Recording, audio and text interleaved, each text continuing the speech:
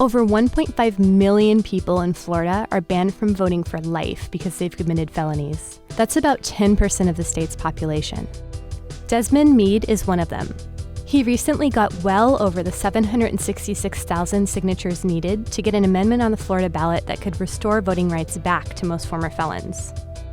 The point that really drove things over the edge was when my wife ran for office a few years later, and I couldn't even vote for her. It takes an American citizen to be able to cast a ballot. Not being able to do that is a constant reminder that we're second-class citizens. Florida is one of only 3 states that permanently bans former felons from voting. I was in prison for 19 years.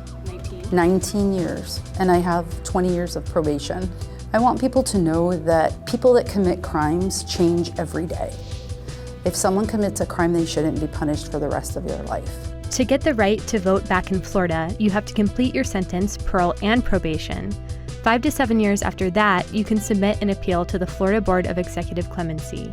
The application waiting process may take up to 10 years. Then you may have to travel to Tallahassee to attend a hearing. Oh, and you also have to provide employment history, letters of recommendation, disclose mental health issues, drug use, and even traffic violations. After all that, the board can still say no without any reason. They call your name and you're basically re-interrogated in front of an audience full of people, in front of everybody there, judged on something that you did many years ago. In my case, I think it was almost 15 years, and actually asked about events of the night of my arrest. After leaving prison, Desmond went through drug treatment and eventually law school, but he still can't sit for the Florida bar exam because the state denied his application to restore his civil rights.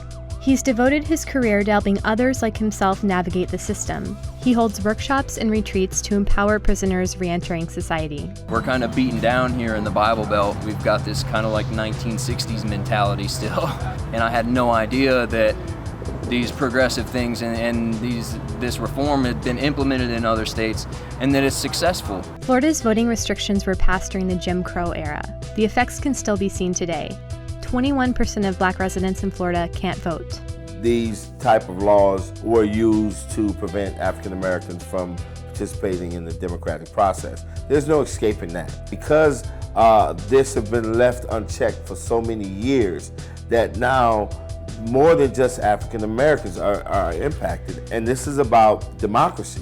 Our country is built on the premise that every person should have a say, whether we agree with them or not. We are fighting just as hard for that guy who wants to vote for Donald Trump as we're fighting for that guy who wished he could have voted for Barack Obama. Inside Florida's prisons, education programs like this GED class help prisoners navigate the U.S. government and stay up to date with current events. Inmates are hopeful their rights will be restored by the time they're out. That's an important thing. I think everybody should have the right to vote. I believe in it. I hope when I get out, I could. When you think about getting out and you don't have that, how does that make you feel as a citizen? It feels like you're just not part of this country.